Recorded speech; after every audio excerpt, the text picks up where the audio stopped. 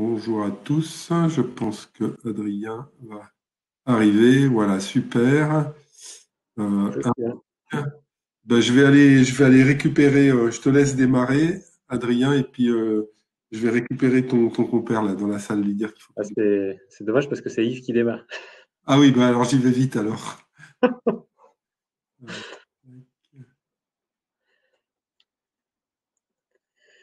Bon, allez, on peut peut-être faire un tonnerre d'applaudissements pour que Yves arrive, nous rejoigne sur la scène.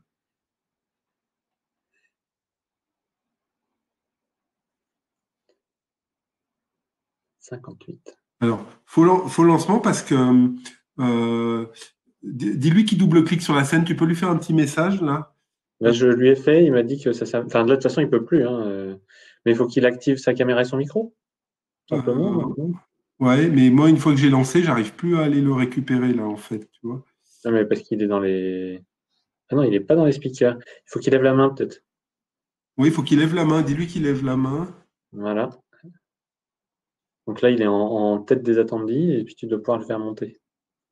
Euh, Où je peux le faire monter, tu vois, je le vois pas moi. Tu vois? Dans la liste des participants, il est tout en haut. Normalement, tu Ah dois oui, pouvoir le mais faire attends, je vais monter. faire la liste des participants. Ouais, ok, attends, merci. Participants, Adrien. Ah ouais, ouais, voilà. Super, alors, hop. Voilà, super. Maintenant, Super, bon Yves, ben voilà, c'est lancé. le Merci, micro, c'est bon. bravo à vous. Allez, je vous laisse. Oui, bonjour à tous, bienvenue à cette session Tour d'horizon au-delà de Scrum, Tour d'horizon des méthodes agiles. Donc, on va commencer par se présenter. Donc, je m'appelle Yves Saint-Illan, je suis Scrum Master Coach Agile au sein de la société Viveris. Et bonjour à tous, moi je suis Adrien Chantôme, également coach agile et ingénieur système embarqué au sein de Viveris. Et on va remercier l'ensemble des sponsors sans lesquels l'événement Agile Grenoble n'aurait pas pu avoir lieu. Donc, merci aux sponsors. Alors, peut-être la première chose à se poser comme question pour cette présentation, c'est finalement quel est l'objectif que l'on cherche à atteindre avec ce tour d'horizon. En fait, tout part d'un constat que l'on a fait avec Yves, c'est que globalement, nous avons tous plus ou moins une boîte à outils similaire dans laquelle on retrouve principalement une méthode, une approche, Scrum. Sauf que Scrum n'est pas représentatif de ce qu'est l'agilité, n'est peut-être pas adapté non plus à tous les contextes et à tout ce qu'on a en tête, toutes les spécificités de nos contextes particuliers. Et donc, on s'est posé la question, eh bien, qu'est-ce qu'on peut trouver dans d'autres méthodes, dans d'autres approches dont on pourrait s'inspirer, que l'on pourrait intégrer à notre boîte à outils pour nos projets, nos accompagnements, nos missions et ainsi de suite. Donc, c'est vraiment ça qu'on va chercher, c'est des idées à intégrer à notre boîte à outils qu'on va tirer de différentes méthodes. Voilà, donc c'est pas forcément un tour d'horizon complètement exhaustif. On s'est intéressé principalement aux méthodes qui s'appliquaient à une équipe, ce qui fait qu'on ne va pas aborder, par exemple, toutes les méthodes d'agilité à l'échelle.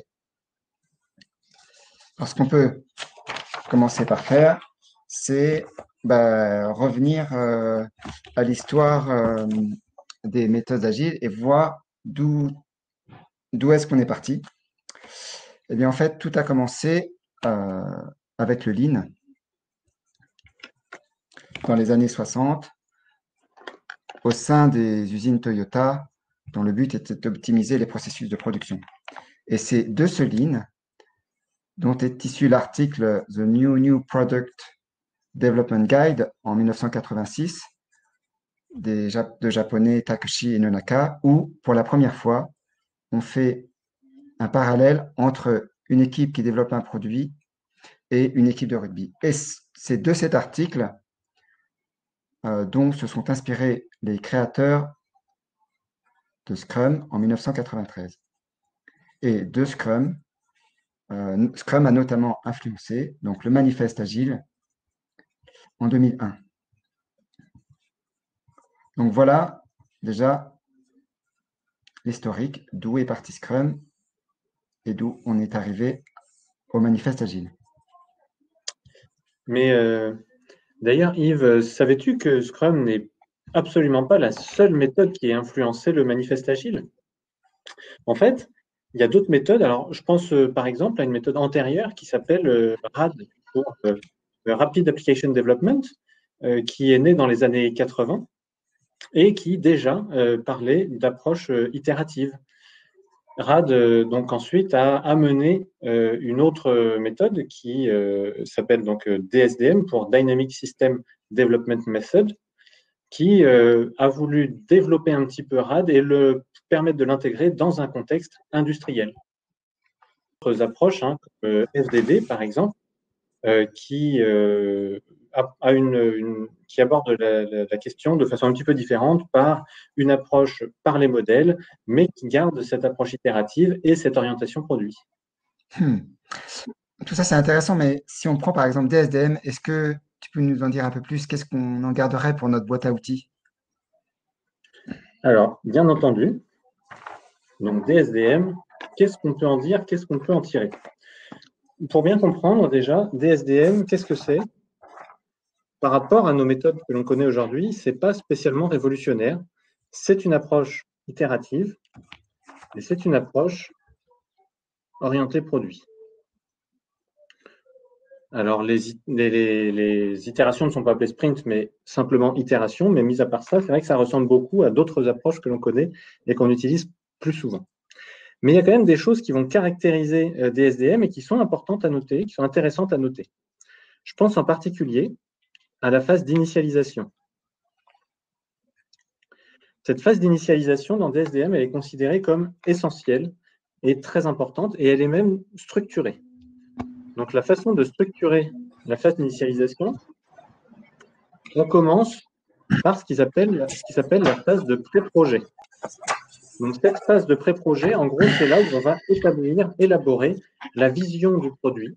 C'est là où on va essayer de comprendre un petit peu les vrais besoins des utilisateurs, de manière à savoir comment y répondre. À la suite de cette phase de pré-projet, finalement, on va avancer vers une seconde phase qui est très importante également, qui s'appelle la phase de faisabilité. Donc, la phase de faisabilité, on va se poser la question, en fait, est-ce que d'un point de vue technique, on est capable de le faire? Et est-ce que d'un point de vue business, ça a du sens?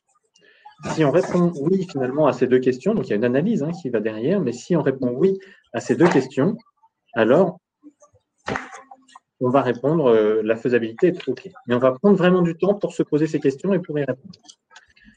Et ensuite, la dernière phase de la phase limite, c'est la phase de fondation.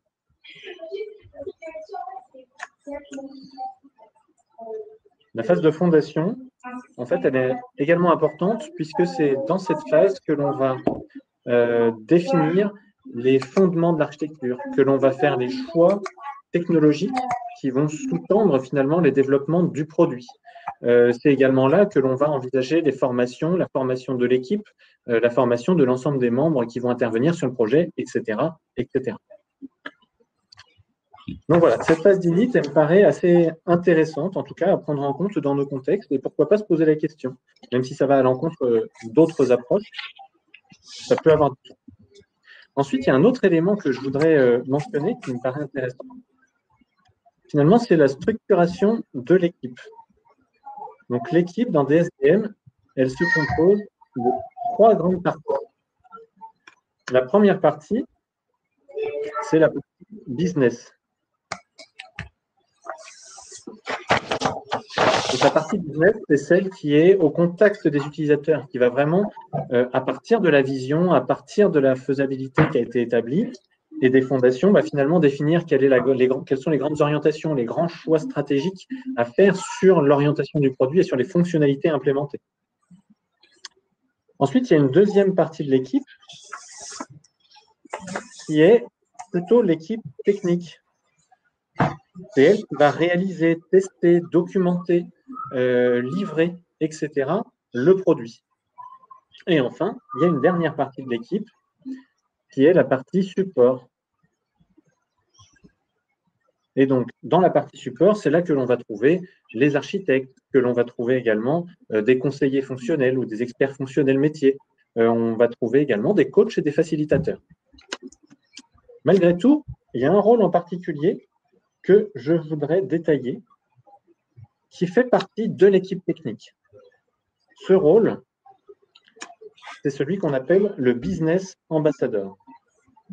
Donc, le business ambassador, c'est quelqu'un de l'équipe technique, comme on vient de le dire, donc qui réalise, mais qui a vocation à pouvoir prendre les décisions au quotidien sur les questions fonctionnelles et les arbitrages qu'il pourrait y avoir à faire en fonction de l'avancement de l'équipe.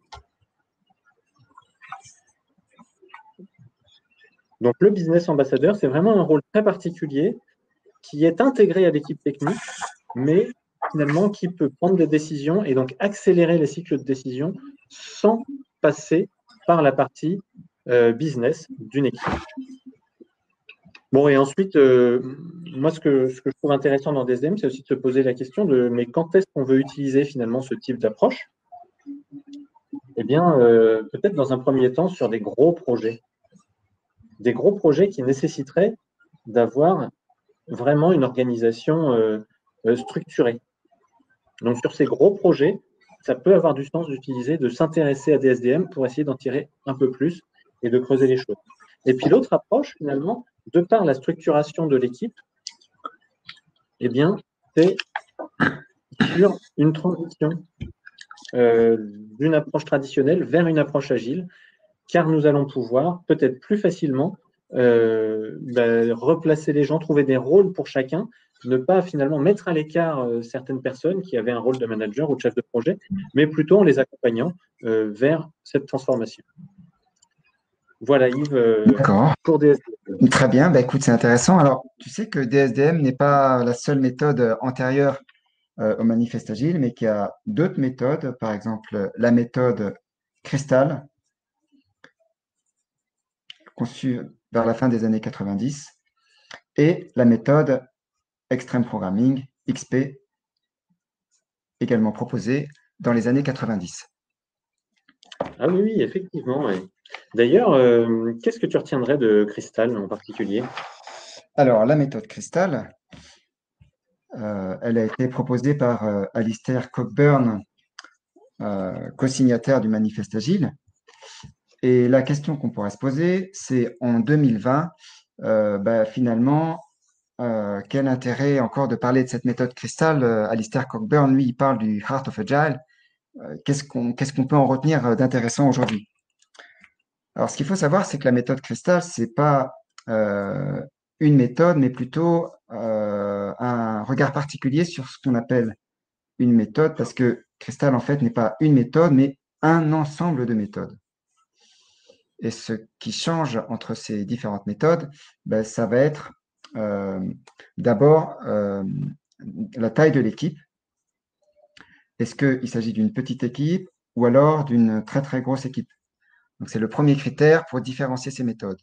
Et le deuxième critère, c'est la criticité du projet. Combien est-ce que ça coûte un bug?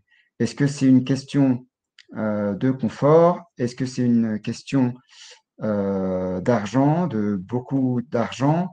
Est-ce que c'est une question de vie humaine?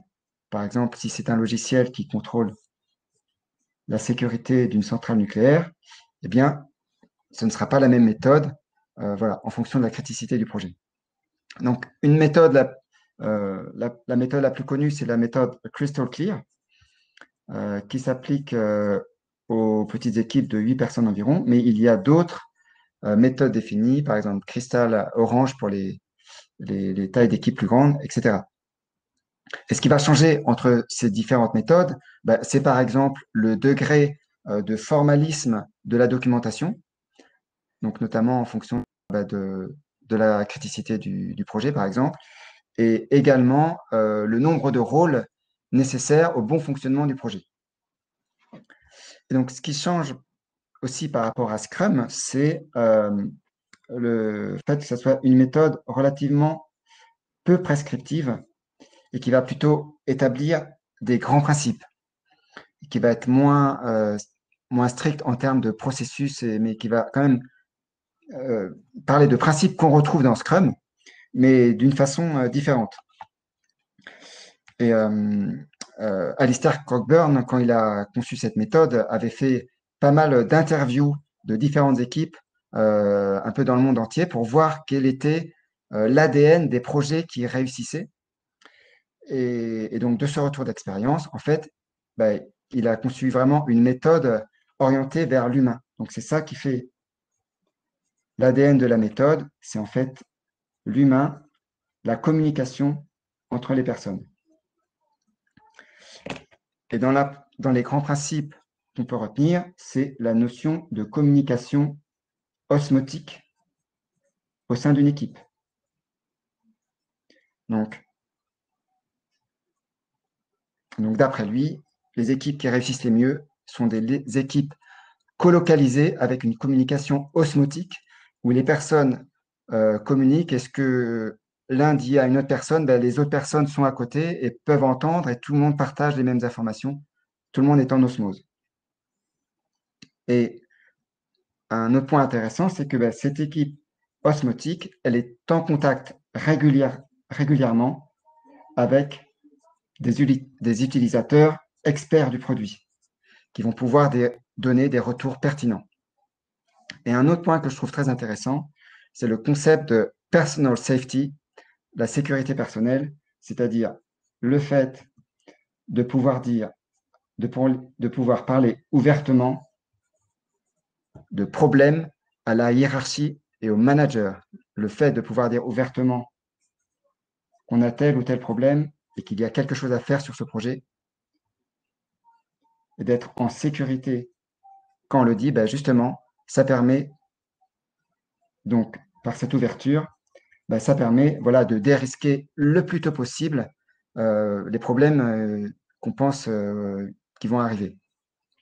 Et donc, de cette méthode, en fait, je retiens ben, en fait, l'importance du contexte dans lequel on cherche à appliquer une méthode. C'est de ce contexte vont dépendre un certain nombre de choses, le nombre de rôles, la formalisation de la documentation, etc. Et également, l'importance du mindset et de l'état d'esprit. Donc, dans la méthode Cristal, on est fortement centré sur les valeurs humaines et ça fait vraiment partie du cœur des principes de cette méthode. Donc, voilà pour Cristal. Et pour Extreme Programming, de ton côté, qu'est-ce que tu retiendrais? Alors, Extreme Programming, déjà, Extreme Programming, ce qui est intéressant, c'est que c'est quelque chose dont la plupart d'entre nous ont déjà entendu parler. On en a entendu parler principalement par des pratiques qui sont associées. Je pense en particulier au Story Point. Je pense au TDD, par exemple, que l'on retrouve beaucoup lié à Extreme Programming. Je pense également au User Story, avec la notion des 3C, les cartes, conversation, confirmation. Et puis, je pense également à l'intégration continue.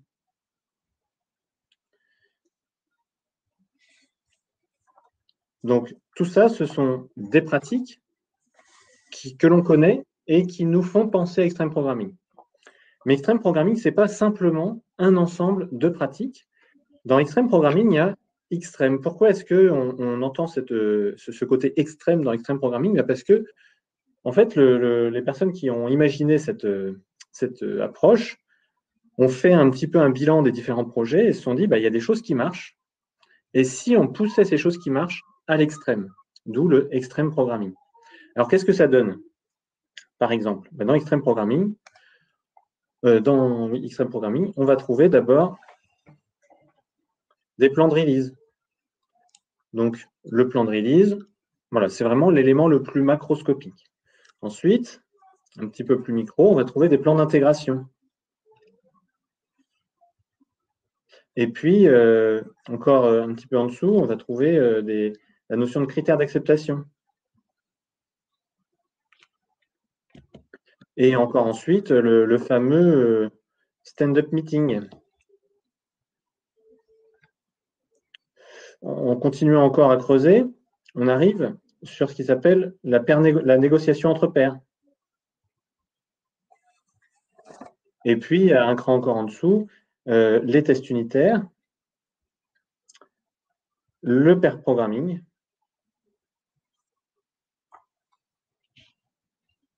et enfin, on arrive au code lui-même. Et donc, quand on est au code, en fait, le code vient alimenter l'ensemble, à savoir le plan de release, mais aussi le plan d'intégration, et ainsi de suite, sur l'ensemble de la chaîne. Et là où ça devient intéressant, donc là, on a vu finalement la façon dont ça a été découpé, mais là où c'est intéressant, c'est que ça ne s'arrête pas là. C'est-à-dire qu'il y a aussi l'échelle de temps qui va avec. Le plan de release, il est au niveau des mois. On parle en mois quand on parle en plan de release. Au niveau du plan d'intégration, on parle plutôt en semaines. Au niveau des critères d'acceptation, ici, on est plutôt en jours, à l'échelle de quelques jours. Par contre, le stand-up, lui, il se déroule tous les jours. La négociation entre pairs, c'est plusieurs fois par jour. L'échelle, c'est plutôt l'échelle de l'heure. Et puis ensuite, les tests unitaires à la minute et le pair programming à la seconde. Donc voilà, moi, de Extreme Programming, ce que je voudrais retenir, c'est les différentes pratiques que l'on connaît déjà, mais finalement qui ont quand même de l'intérêt dans de nombreux contextes. Et puis, cette idée que l'on peut peut-être découper le temps, mais aussi les pratiques à l'extrême, de manière à essayer de rechercher le maximum d'efficacité. D'accord. Mais tu sais que l'histoire ne s'arrête pas là et qu'il y a d'autres chemins parallèles à l'agilité. Il y a notamment, issu du Lean, le Lean Software Development, proposé en 2003.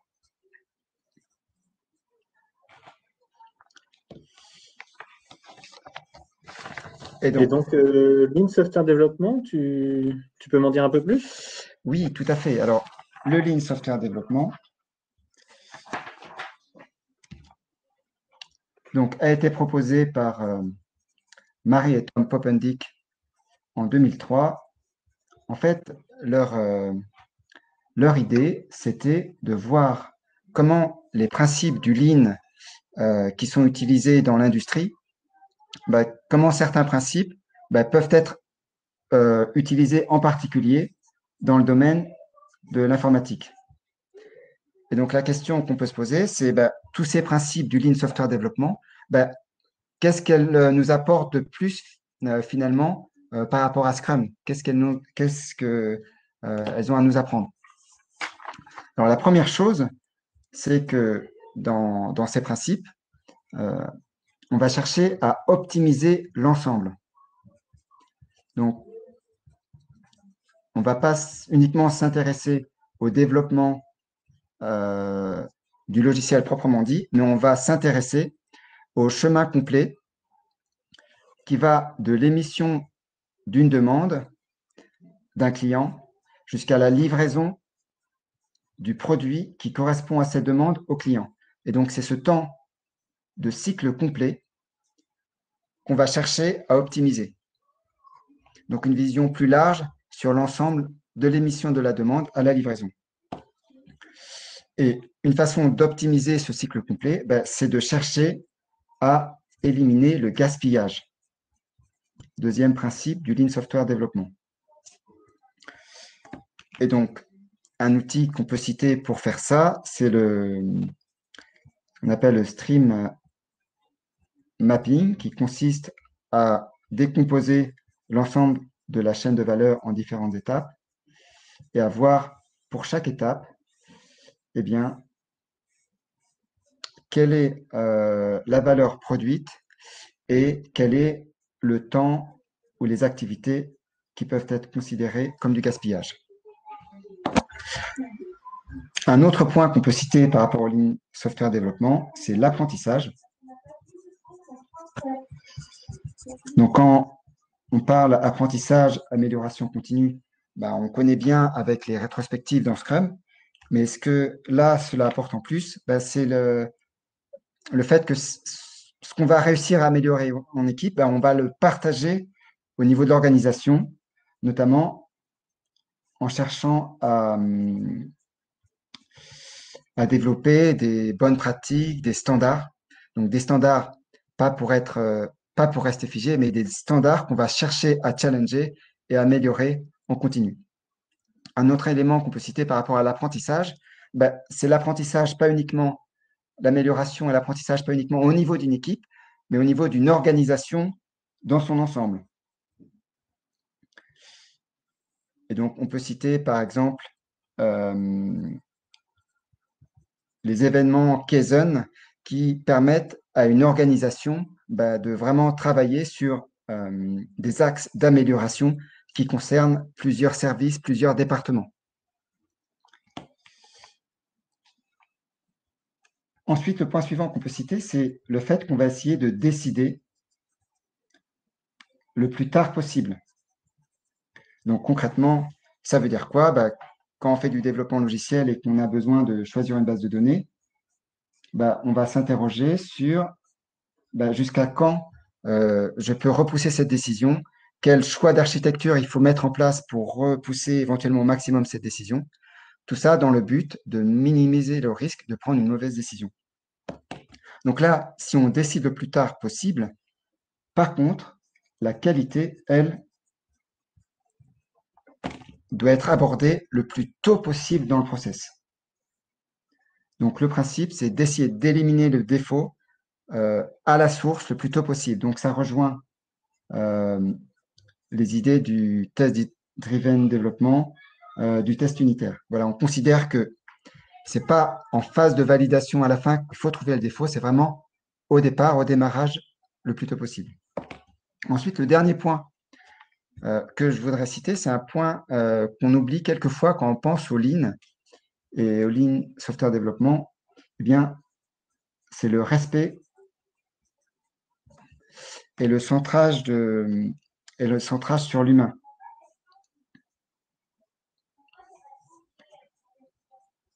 Donc, contrairement aux approches plus tayloristes, top-down, où la personne qui fait le travail, on va lui confier des tâches peu intéressantes, il ne va pas être responsabilisé. Là, l'esprit du Lean, c'est vraiment d'accorder de l'importance à la personne qui fait le travail. C'est elle qui va être capable de dire ce qu'il faut améliorer dans le processus. C'est la personne qu'on va chercher à faire grandir.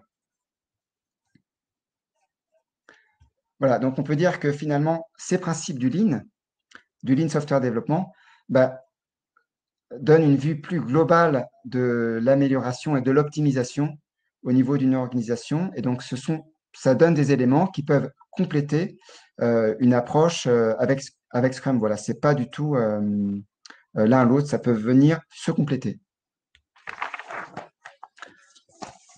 Donc, voilà. Super. Super. Et donc, si tu prends cette branche-là, est-ce qu'elle va un peu plus loin? Il reste. Alors oui, il y a d'autres choses après? Il y a d'autres méthodes issues du Lean. On a notamment des méthodes plus hybrides, comme Scrumban, par exemple, et ainsi que Xampan, issus du Lean, de Kanban et de XP. Mais oui, effectivement, Scrumban, Xampan, ça me parle. Mais autant Xampan, je connais bien, autant Scrumban, j'ai plus de mal à voir ce dont on peut, vraiment ce qu'on peut en tirer.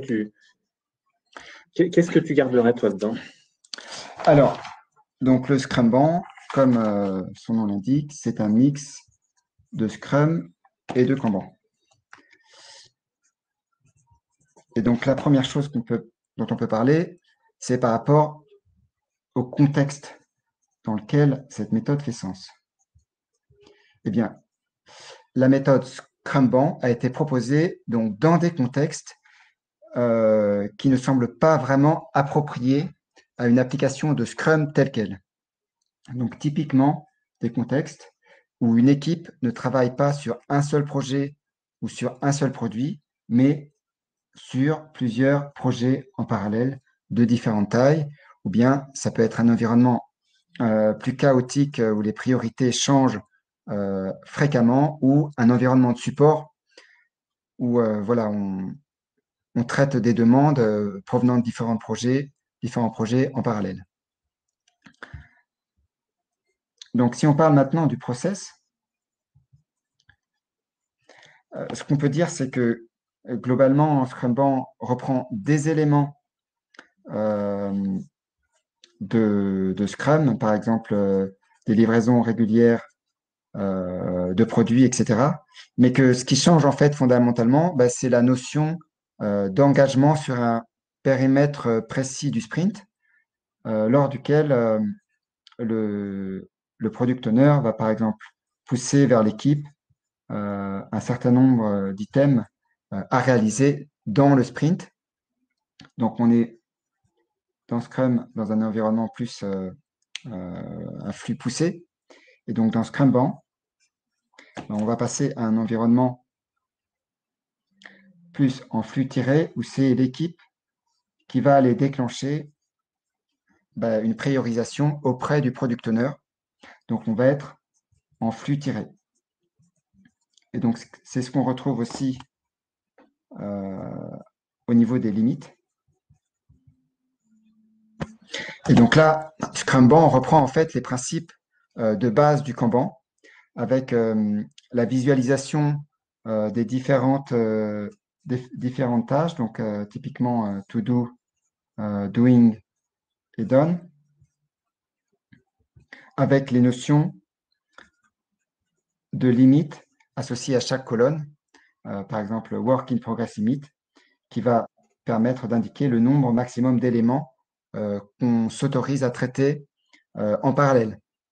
Donc le but de tout ça, c'est dans un contexte plutôt de flux continu, de pouvoir mieux contrôler la charge de l'équipe, mieux contrôler le temps de cycle complet entre l'entrée et la sortie, éviter la saturation de l'équipe et pouvoir mieux contrôler la situation dans un environnement changeant, perturbé et multi-projet.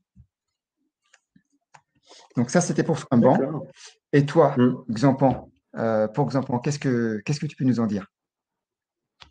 Alors, Xampan, finalement, dans un sens, ça ressemble un peu à Scrumban, au sens où c'est effectivement un mix de deux méthodes, à savoir XP et Kanban. En fait, ça va un peu plus loin parce que c'est aussi inspiré de Scrum, aussi inspiré directement du Lean Software Development, etc. Alors, dans Xampan, peut-être l'élément, moi, qui me paraît le plus important, qui est vraiment la première chose qui est mise en avant quand on s'intéresse à Scrum, c'est que c'est vraiment tourné, centré sur l'équipe. L'équipe est au centre du jeu. Et ça se traduit par quoi? Ça se traduit par le fait qu'on ne va pas monter une équipe pour répondre à un besoin, mais plutôt monter une équipe et ensuite lui trouver des besoins et l'alimenter. Ce qui fait que la première fois, on va l'alimenter avec un premier projet. Et puis, si l'équipe a la bande passante, on va pouvoir l'alimenter avec un deuxième projet, puis peut-être un troisième, et ainsi de suite. Donc, en fait, c'est une méthode centrée sur l'équipe qui permet une approche multi-projet. Alors, malgré tout, on reste sur une approche itérative avec, en début d'itération, une planification. Cette planification, par rapport à ce qu'on peut connaître sur Scrum, elle nécessite un engagement de l'équipe, mais l'engagement n'a pas le même sens que ce qu'on peut avoir avec l'engagement sur un objectif de sprint. Parce qu'en réalité, on s'engage grossièrement sur un objectif et par contre, on va également s'engager sur les items, mais pas forcément sur le sprint. Je m'explique. On va identifier des items qui sont peut-être trop gros pour être pris en charge dans le sprint, qui donc vont aller plus loin. Finalement, on va le développer sur plusieurs itérations. Mais malgré tout, on s'engage dessus. En fait, on s'engage plus à travailler dessus, à avancer sur le sujet, qu'à le terminer. Et ça, pourquoi est-ce qu'on est parti là-dessus? Parce qu'on s'est rendu compte qu'il y a certains sujets qui sont peut-être difficiles à découper ou trop gros ou trop rébarbatifs, en tout cas, ou peut-être pas assez orientés utilisateurs pour être pris dans un seul sprint, pour être associé à une user story. Et il y a un autre élément qui est important aussi dans ce choix-là, eh bien, c'est que quand on découpe des user stories, finalement, le risque, à un moment donné, c'est d'en perdre un petit peu la cohérence fonctionnelle. Donc, en gros, on se dit, si je découpe mes user stories, à un moment donné, il va y avoir des miettes qui vont arriver, et ces miettes vont faire qu'on va perdre en cohérence, en pertinence, voire qu'on va perdre de l'information quelque part. Donc, l'idée est de ne pas chercher à découper trop finement les user stories, mais au contraire d'accepter de prendre des items, qui soient des user stories ou autre chose d'ailleurs, sur plus d'un sprint. Tant qu'on est sur cette idée-là de cycle itératif, pour aller un petit peu plus loin, il y a un autre fait intéressant. Donc, on va retrouver la notion de rétrospective, mais au lieu d'être comme on le retrouve dans Scrum, systématisé en fin de sprint, là, en fait, elle peut arriver un peu n'importe où pendant le sprint, voire pas du tout sur un sprint et peut-être 2 fois sur le sprint d'après. En fait, le principe, c'est le principe de rétro à la demande. L'idée étant qu'une équipe qui se connaît bien, finalement, va savoir quand elle a besoin de faire une rétrospective et n'a peut-être pas nécessité d'utiliser, de consacrer du temps à la rétrospective de façon systématique à la fin de chaque itération. Et donc, on va plutôt utiliser cette rétrospective au moment où on en a le plus besoin. Et pour finir avec cette notion d'itération, avec l'emplacement des différentes cérémonies, il y a un truc, moi, que j'ai trouvé intéressant, c'est la façon dont l'agenda est considéré. En fait, vrai ou pas, je ne sais pas, mais un constat a été fait que dans les 2 premiers jours de la semaine, eh bien, les équipiers sont beaucoup plus efficaces pour ce qui concerne les activités de développement et qu'ils le sont moins finalement sur les 3 jours suivants. Et on reste sur une semaine d'activité de 5 jours, évidemment. Et du coup, le constat étant là, on se dit, finalement, est-ce que c'est pertinent de consacrer le lundi, puisque c'est souvent en début de semaine qu'on fait ça, à des cérémonies sur lesquelles on pourrait être efficace en développement et à la place, on va s'asseoir autour d'une table et discuter. Et donc, ils ont choisi le milieu de semaine, donc à savoir en l'occurrence le mercredi, pour réaliser les débuts et fin de sprint. Donc ça, je trouve que c'est une approche qui peut être également intéressante, dont on peut s'inspirer dans certains contextes pour peut-être revoir nos habitudes et changer un petit peu d'approche. Alors vous allez me dire, jusque-là, on n'a pas vu grand-chose de Kanban, je vous l'accorde, ça arrive. Donc sur cette approche, on retrouve effectivement le fameux tableau Kanban, avec la notion de done, avec la notion de work in progress limit, etc. Mais il y a 2 colonnes particulièrement qui sont intéressantes et qui ont été mises en place avec un sens bien particulier. La première, c'est la colonne planifiée. Donc cette colonne, en fait, elle est renseignée au moment de la planif. Donc, on va y intégrer tous les items qui nous semblent pertinents de réaliser pendant le sprint sur lesquels on s'est plus ou moins engagé. Et il y a une deuxième colonne, juste après, qui est quelque part la colonne de ce qui est prévu pour la journée. Donc, évidemment, le matin, il y a le daily. On récupère les items de la partie planifiée, on les intègre dans la partie prévue, comme ça, dans la journée, ils vont pouvoir parcourir le tableau de sprint. Mais ce qui peut se passer également, c'est que vous ayez des items non prévus, mais urgents, qui vont venir s'intégrer à ce moment-là dans la colonne prévue pour pouvoir être pris en charge dans la journée. Ainsi, on peut gérer plus efficacement les changements de priorité.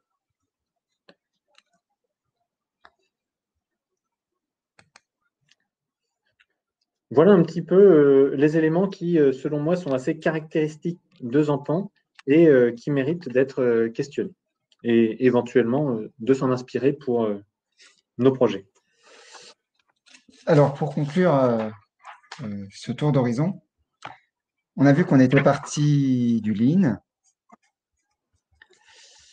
Ça nous avait amené vers le manifeste agile, vers les méthodes agiles. On a vu que ces deux méthodes, ces deux concepts, finalement, se rejoignaient par certains aspects, pouvaient se compléter. Et donc, le fait de regarder ces différentes méthodes agiles, ça nous donne différents points de vue vers les valeurs et les principes de l'agilité. Et on voit que finalement, tout ce courant de fond inscrit dans l'histoire, on voit que le Lean et l'Agile sont profondément enracinés dans l'histoire et vont probablement dans le futur se combiner pour donner des choses encore plus fécondes. Et on voit aussi à travers l'ensemble de ces approches que l'ensemble de ces approches nous permettent de revenir au cœur de l'agilité. Donc, ça rejoint certains mouvements comme le Heart of Agile d'Alistair Cockburn, où on revient vers plus de simplicité. Il y a aussi le Modern Agile qui complète le manifeste avec des grands principes pour aussi l'étendre à autre chose que l'environnement du développement logiciel. Et on a aussi, par exemple, le mouvement Agnostic Agile, qui consiste à justement avoir une approche où on ne va pas chercher à privilégier un framework à tout prix, mais qu'on va vraiment s'interroger à ce qui fait sens dans un certain contexte. Donc, on n'est plus dans une bataille entre différents frameworks, mais on va chercher justement à comprendre quel est le contexte qui fait sens et quelles bonnes pratiques on peut utiliser dans ce contexte-là. Donc, ça rejoint ce qui est fait au niveau du discipline Agile, donc qui a été proposé au sein d'IBM et qui a été maintenant repris par le PMI.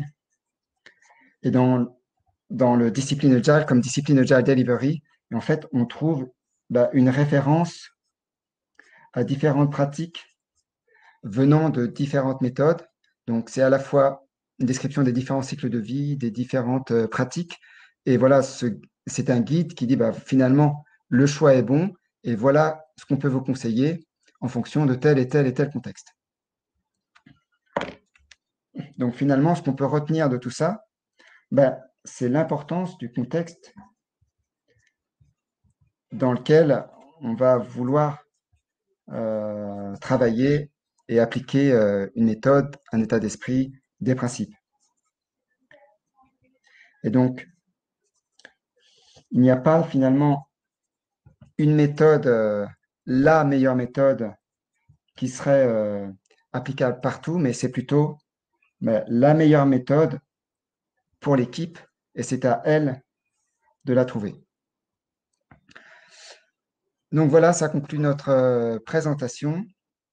Il reste encore quelques minutes pour des questions. N'hésitez pas. Et si c'était possible aussi d'envoyer le lien vers le rôti dans le chat.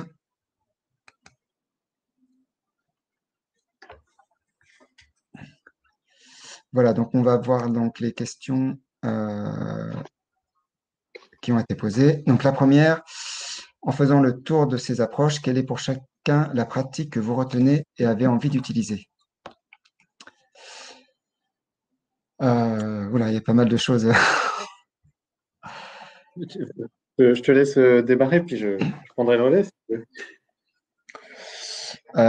Moi, ce que je retiens aussi, c'est le fait de regarder ces différentes méthodes. Ça interroge en fait sur un dogmatisme à ne pas avoir pour telle ou telle méthode. Mais justement, cette multiplicité d'approches, de méthodes, justement, ça permet de s'interroger sur ce qui fait le plus sens dans le projet.